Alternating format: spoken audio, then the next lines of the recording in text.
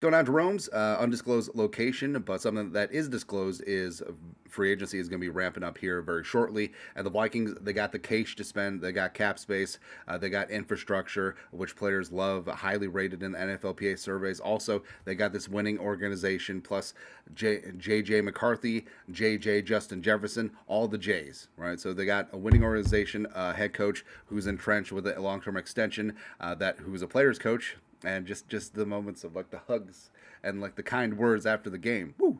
It's what players want. It's how they feel valued, but also how they feel valued is money. And the Vikings do have that to spend. But long story longer, ESPN, the worldwide bleeder of viewers and readers, they decided to put out a top 50 free agents list and perfect fits. How many did the Vikings get? They got one.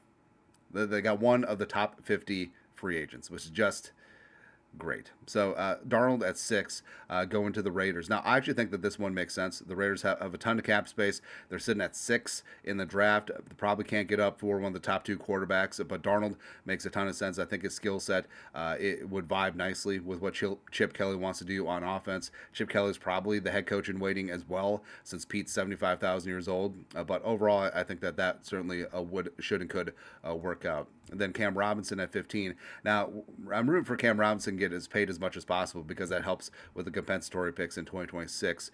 They got him going to the Rams because he played so well in the Rams game. Maybe not so much. But Alaric Jackson is probably leaving and getting a blindside protector for Stafford or whoever the hell is going to be the Rams quarterback. It does make sense. Vikings lose out on Byron Murphy Jr. Hey, he and Darnold can get a condo together.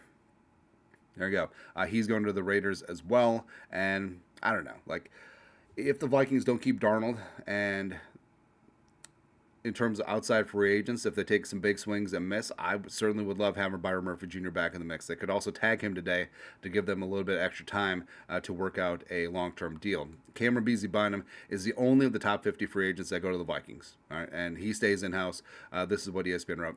The Vikings should keep Bynum, one of their rising defensive backs, who has been productive under coordinator Brian Flores, a glider over the top who can also play downhill in the alleys. Bynum has 233 tackles, 5 interceptions, and 12 pass breakups over his past 2 seasons in Minnesota. Career high interceptions this year, led the team in tackles last year. Like Beasley's a playmaker. Also, I think that he's good for the locker room and the team culture. Also, turnover sellies, all that stuff. But what's the price?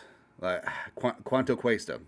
If Beasley is going to cost $17 million per year, do you go in a different direction? Do you let him go? Try to bring in Morig or Javon Holland? Lots of things up in the air. Aaron Jones, free agent number 33, fitting. He goes to the Broncos. Stupid ass Sean Payton. No, I would rather pay Aaron Jones to not play than have him go to the Broncos. That's how petty I am. Also, I do not care.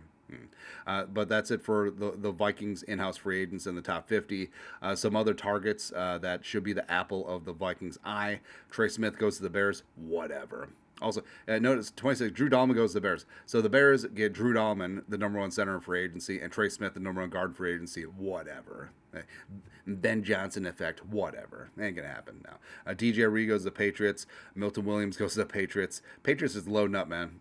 Travaris Ward goes to the Steelers. Osa Digizua goes to the Chargers, which I kind of like that fit.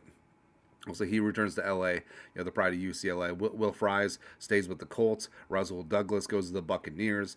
Mekhi Becton stays with the Eagles. And Javon Holland, who could be an option if Beasley leaves, he goes to the Giants. So, the Vikings don't get a single top 50 outside free agent, according to ESPN. Again, the worldwide bleeder of viewers.